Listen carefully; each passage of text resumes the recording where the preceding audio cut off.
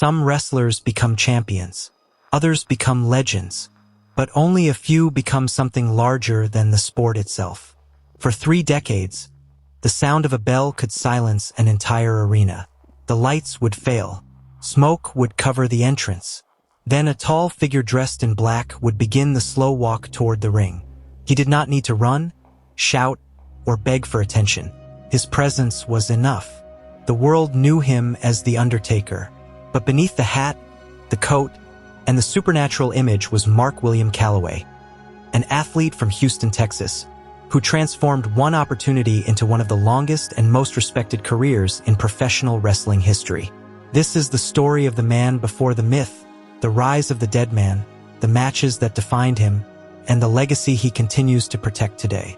Mark William Calloway was born on March 24, 1965, in Houston, Texas. Long before he became famous for intimidating the largest men in wrestling, his size was already setting him apart. At Waltrip High School, he played both football and basketball, but basketball became his main focus. After graduating in 1983, Calloway continued playing at Angelina College and later at Texas Wesleyan University. He was tall, athletic, and mobile for his size. For a time, professional basketball seemed like a possible future. But by 1986, he had chosen a different road. Professional wrestling offered something basketball could not: the chance to combine athletic ability with personality, storytelling, and spectacle. The beginning was far from glamorous. Calloway learned the business in smaller promotions, traveling long distances, wrestling in modest buildings, and performing under several names.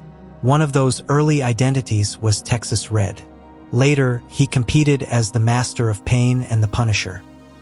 These characters were not yet the final answer, but every match taught him something: how to move like a giant, how to control a crowd, and how to make silence feel more powerful than noise.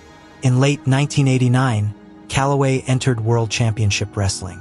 He first appeared as part of a tag team with Dan Spivey, and soon became known as Mean Mark Callis.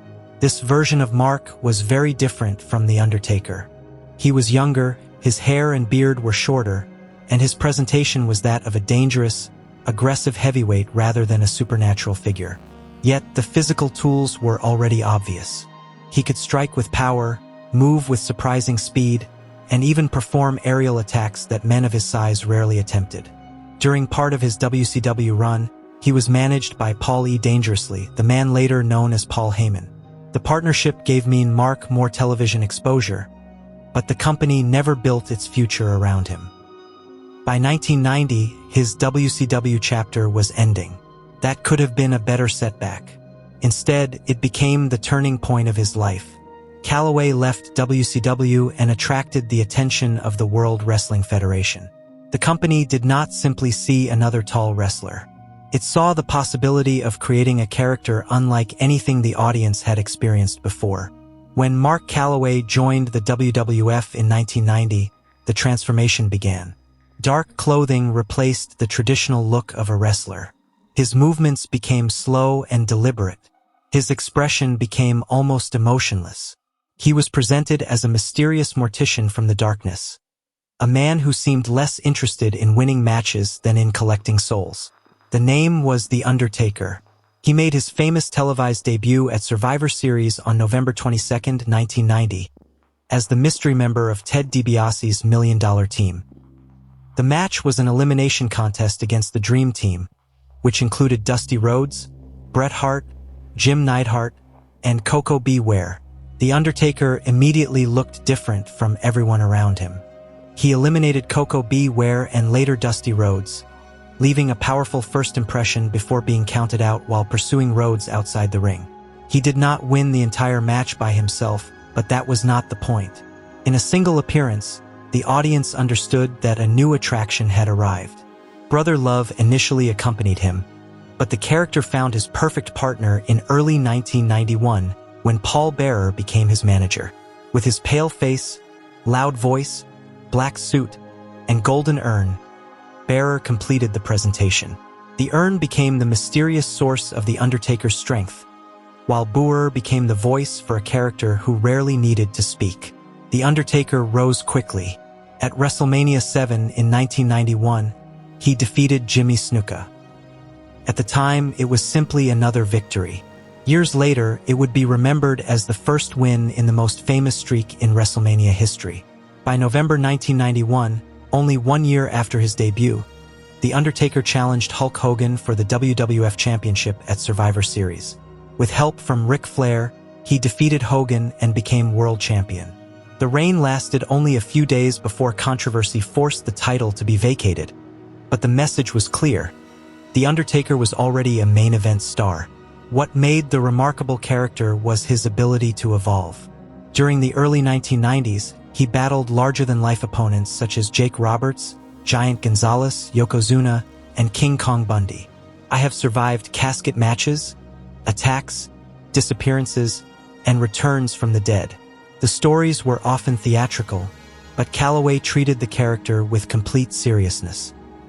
He protected the illusion in public and rarely stepped outside the role. That commitment allowed audiences to believe. Children feared him, adults respected him, and over time, the villain became a hero without losing the darkness that made him special.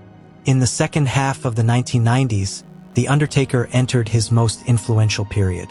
His rivalry with Mankind pushed both men into dangerous and unforgettable territory. Their 1996 Boiler Room Brawl expanded the idea of where a wrestling match could happen. 2 years later, at King of the Ring 1998, they created one of the most replayed moments in wrestling history inside Hell in a Cell. The Undertaker threw Mankind from the top of the structure and then sent him through the roof. The match became legendary, but it also showed the physical price wrestlers were willing to pay to create a moment that fans would never forget. Another defining story began in 1997 with the arrival of Kane, presented as The Undertaker's younger brother. Paul Bearer claimed that The Undertaker had caused the fire that destroyed their family funeral home and left Kane scarred.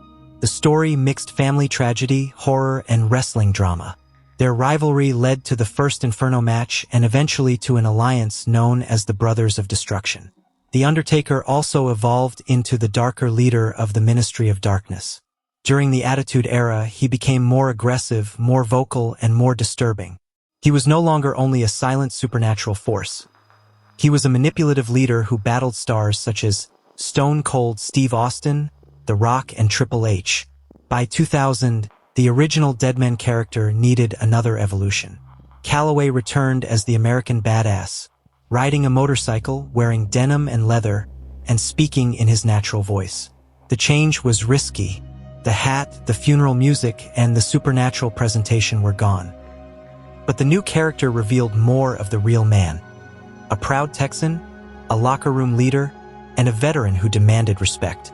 In 2002, the World Wrestling Federation changed its name to World Wrestling Entertainment. The Undertaker remained one of the company's central figures through that transition.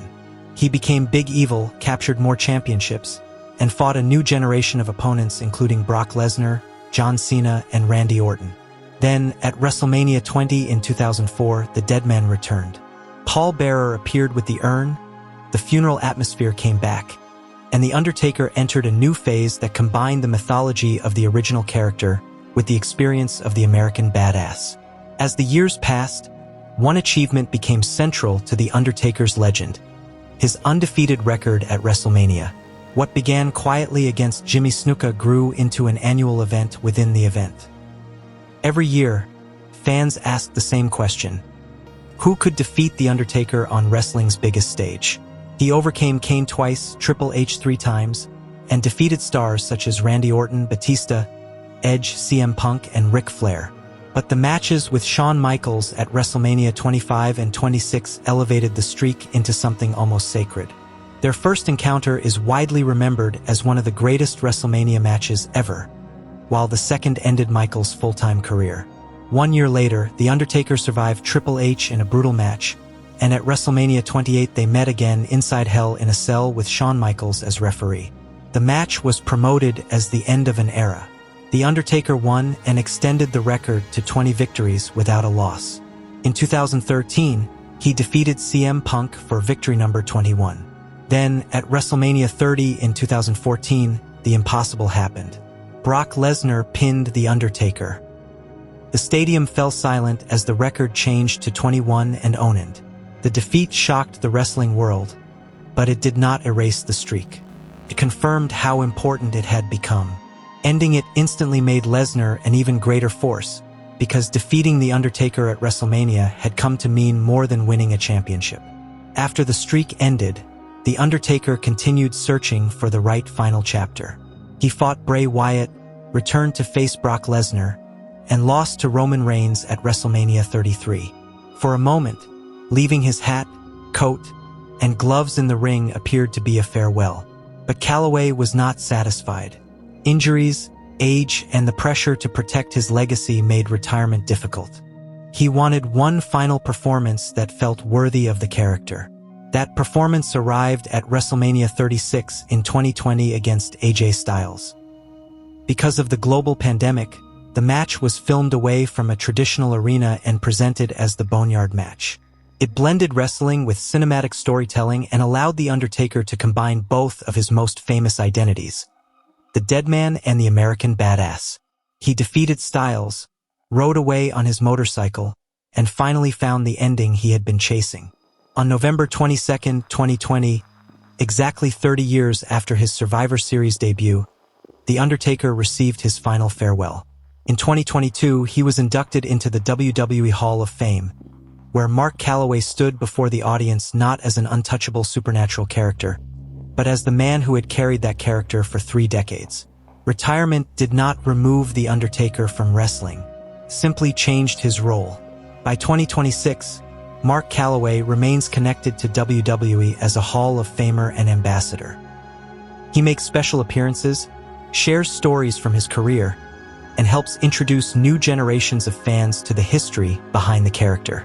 Through his official YouTube channel and the 6 Feet Under podcast, he now speaks more openly than he ever could during his active career. He interviews wrestlers and legends, discusses the decisions behind famous matches, and reveals the human experiences that existed behind the dead man's silence. The man who once protected every secret now preserves wrestling history by telling it himself. The Undertaker's legacy cannot be reduced to championships, victories, or statistics. He succeeded because he made people feel something. For some, he was terrifying. For others, he was heroic. For generations of fans, he was the symbol that WrestleMania had truly arrived. Mark Calloway took a character that could have lasted only a few years and protected it for 3 decades. He changed his appearance without losing his identity. I have adapted to new eras, new opponents, and new audiences. And even after the final bell, the character remains instantly recognizable around the world. The Undertaker was never immortal. Mark Calloway paid for every match with pain, sacrifice, and years away from an ordinary life. But legends are not remembered because they live forever. They are remembered because of what they leave behind. And in professional wrestling, few shadows will ever be larger than the one cast by the Deadman. If you enjoyed this documentary, subscribe for more stories from the world of professional wrestling.